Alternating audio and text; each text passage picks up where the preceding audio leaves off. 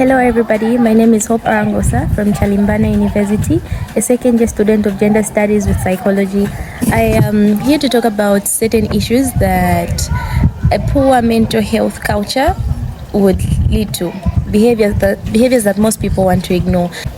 Strained relationship is one factor that really affects most people in their day-to-day lives. If you really have a poor mental health, I think most people suffer from strained relationships. They find it hard to build bonds with people around them, to sustain relationships with their partners, their children, and their friends. Another challenge that most people that are living with a poor mental health also face is social isolation, because they don't really know what they're feeling, or they don't really know how to describe what's really going on in their head. They prefer isolating themselves from everyone else and social places that usually bring fun.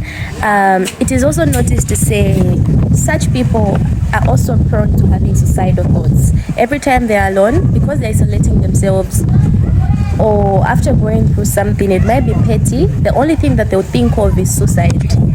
At any given chance, they want to think of committing suicide or hurting themselves and stuff like that.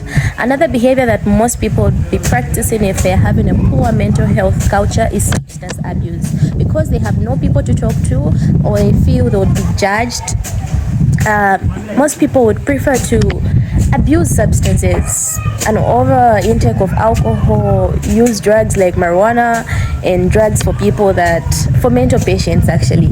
Yeah. And another one is also stigma and shame. We also have emotional pain, impaired daily function.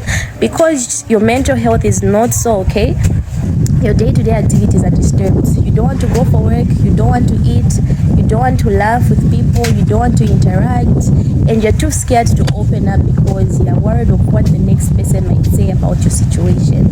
You're afraid of being stigmatized and being ashamed of what you're going through. Above all, I really advise everyone to find it easy to open up to people. It cannot be your friend, it cannot be your partner, your relative, but issues of confidentiality are things that most therapists carry from their hearts. Something like that. So as you are seated at home, as you're listening to this video, I really urge you to take care of your mental state, love yourself. Your mental health is as important as every other health. It can be reproductive health, hygiene. The same way that we really want to stay clean, the same way that we want to be happy, is the same way that our mental health should also be okay. Let's avoid depression, let's avoid stress, let's avoid suicidal thoughts, let's fight stigma and shame. Thank you.